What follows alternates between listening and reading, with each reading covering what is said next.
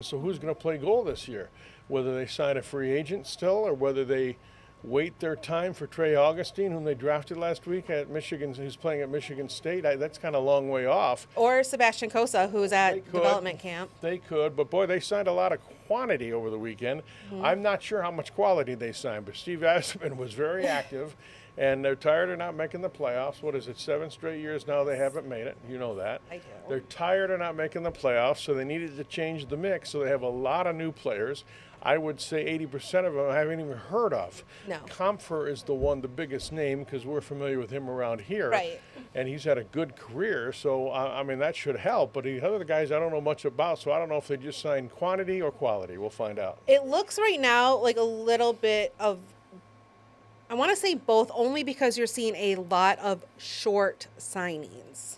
You're seeing a lot of 1 and 2 year. Right. Comfer was the longest one at 5 years. Yeah. But they didn't sign Gretzky and Howe. I mean, these guys aren't going to get long-term deals. James Reimer has he's been around the league for a long time. He's been with some great teams. Yeah.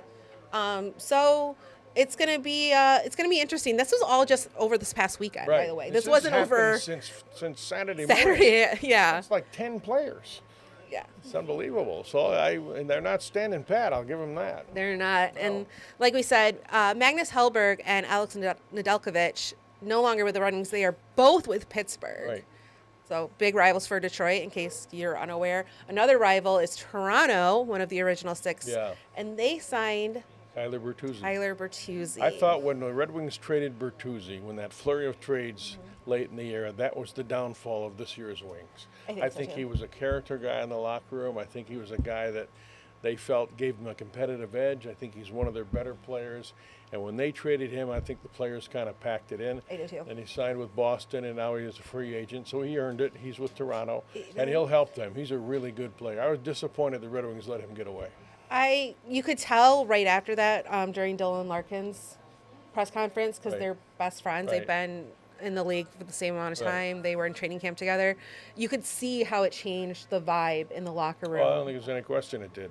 And I think it affected the other players too. Now, whether he was worth the kind of money he's going to make with Toronto, those are the kind of decisions that Yzerman gets paid for, and he obviously decided it was not worth tying him into a long-term deal. But just as a player at face value, I think the Red Wings went down when he left, and I think he's a really good player.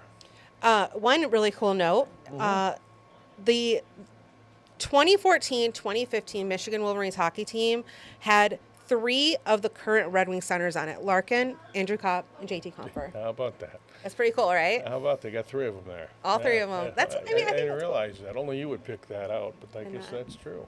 It's going to have a definite Michigan flavor, and if they wait for Augustine from Michigan State, they could be playing in front of a Michigan State goalie. So they haven't had a lot of Spartans in a while. They haven't. No, they had Abdicator. They had Abdicator. They had Miller. And they had Drew Miller but those were a few years ago now, so they haven't in recent times. Also, former Red Wing Luke Glendening, also former Michigan player. He signed with Tampa. So did he? Okay, didn't hear that. Couple players that are now. A lot of Wolverines around the league. Glendening was with Dallas most recently, but did you see the draft too? There were a few Michigan players that went to Columbus. Yeah, Columbus has like 5 of them. They have 5 Michigan players now, and it's very weird. Yeah, it is strange. In Columbus. They're calling it Go Blue Go Blue Jackets. Go Blue Jackets? Yeah. If they produce, they'll love them. They will. They'll love them. They will.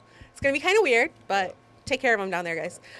So what do you have coming up on the Sports Desk? I know Joey was in here earlier. Joey went to Cranbrook today to follow the Michigan State. He's done a lot of stuff with Ozan Barish from Michigan State. He's a Michigan State's sophomore to be, finished his freshman year, had a great season, was borderline All-American, and he's playing in a tournament in Cranbrook today. So that's going to be our lead story. Joey's there, and we'll have highlights and reaction tonight at 6 and 11. That's about what we got, mostly what's going on. Okay. It's holiday week. It's going to happen. Yeah, it is. It's like that over here, too. Calm before the storm. All right. Well, thanks for tuning in. If you have any questions, make sure you shoot them our way. And we will see you again, not tomorrow because of the holiday, but we will see you again on Wednesday. Thanks for tuning in.